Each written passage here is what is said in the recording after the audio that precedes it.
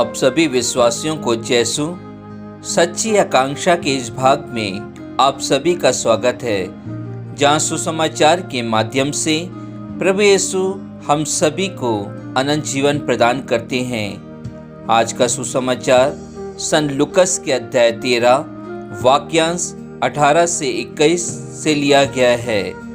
क्रिस्त में प्यारे भाई और बहनों, मैं और आप भी अपने जीवन के छोटे छोटे कार्यों के माध्यम से प्रभु परमेश्वर के राज्य को इस धरती पर स्थापित कर सकते हैं।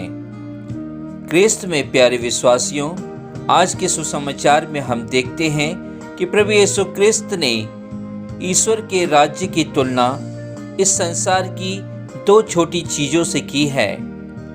एक जो सरसों का दाना था, जो बहुत छोटा दाना होता है, उससे प्रभु यीशु क्रिस्त ने ईश्वर के राज्य की तुलना की कि जब यह दाना उगता है, फलता है, एक बड़े वृक्ष को जन्म देता है और जिसमें कई प्रकार के पक्षियां आकर अपना बसेरा करते हैं। इसी प्रकार प्रभु यीशु क्रिस्त ने यह भी कहा कि यह ईश्वर का राज्य खमीर की समान है।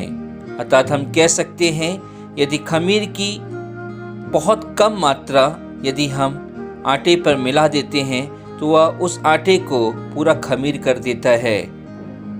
क्रिस्त में प्यारे भाई और बहनों, प्रभु यीशु क्रिस्त ने अपने जीवन के माध्यम से हम सभी को अपने आप को समर्पित किया।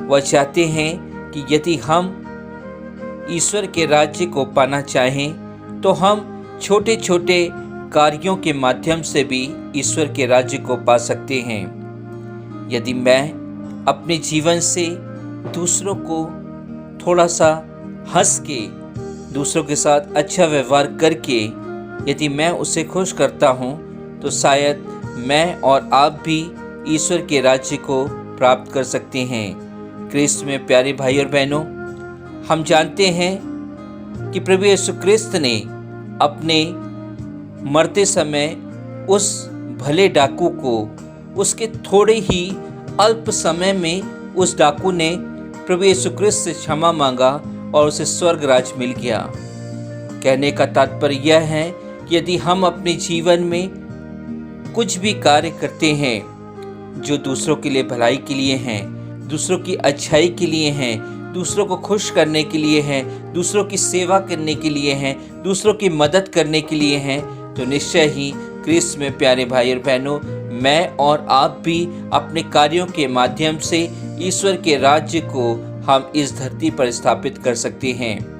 क्रिस्त में प्यारे भाई और बहनों, यह दोनों चीज़ें संसार की बहुत छोटी चीज़ें हैं, लेकिन ये अपने कार्यों के माध्यम से बहुत विशाल गुण पाते हैं।